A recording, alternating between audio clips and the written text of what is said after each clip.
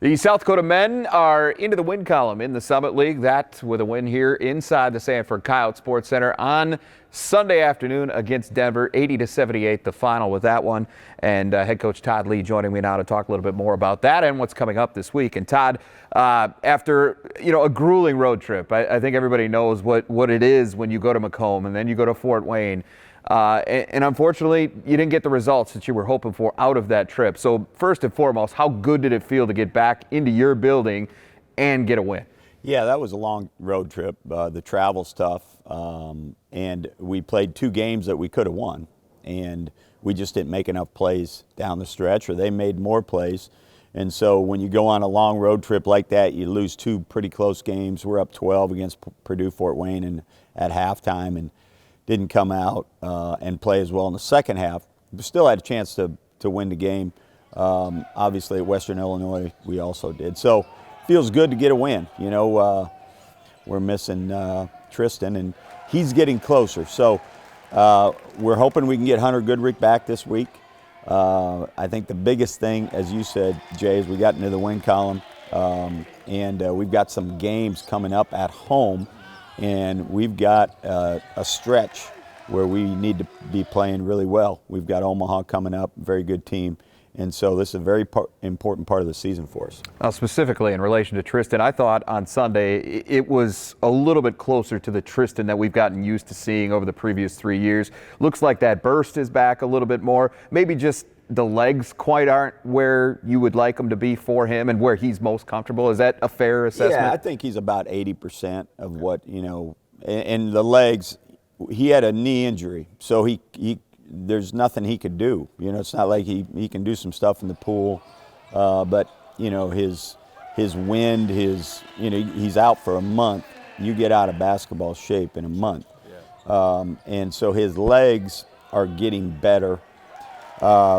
He is getting closer, and this will be a good week for him because we have.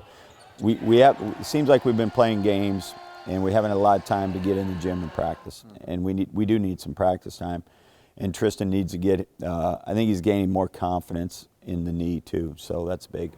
As far as how this game went on Sunday against Denver, you're up 7 at halftime, but it felt like the opportunity had been there at several points to really go on a run and open that thing up before you even got into the half. Is that kind of just a product of where things are at with you guys right now? Yeah, I don't think, Jay, right now we're capable of beating anybody very good, very big right now. I mean, you mentioned before we went on the air about Tristan. That was a big shot, put us up 12. I thought, okay, now get a couple stops, 2 or 3 stops in a row. We call it a kill if you get 3 in a row and you score. I mean, game gets up to 16, 18, 20, and then the game's over. We, right now, are not capable of doing that. We're not good enough defensively. We've got a lot of work to do. And so right now, it's a matter of us trying to figure out how to win a game. And that's what we did yesterday. Now, you're scoring 80 points a game. Most coaches are going to be happy if you're putting up 80 points a game. But the problem is, defensively, you talk about stops, you're giving up close to 80 a game. So as you look at it from a coaching standpoint, what's lacking on the defensive end right now to get you to where you're more comfortable with that end of the floor? We just aren't very good defensively right now, and our guys need to, we've talked about it, we need to do a better job of sharing the ball. We need to do a better job on the defensive end. This is a recurring theme that I keep bringing up, and it's January, and I hope we're not talking about it in February, but that is something we've been talking to our team about for the past month, 6 weeks, what we need to do. We need to share the ball better. We only had 2 assists in the second half, and we need to guard better. And so if those are things that we need to shore up before we're able to play at the level we want to play at. Hopefully we get healthier this week, and we stay away from injuries, knock on wood, because we don't have a ton of depth. But our bench needs to get better also. And I think we need to play our bench more, need to play more guys, and try to spread out the minutes, maybe play with some more energy. And some of those concerns that you have defensively will be particularly relevant this week with an Omaha team coming up here that really likes to get up and down the floor. They're going to test you in some of those areas that you've been struggling with. So how do you figure it out in time to get one against the Mavericks and make it 2 in a row? I don't know. I'm going to watch film this week. We're going to work on it, though, this week in practice.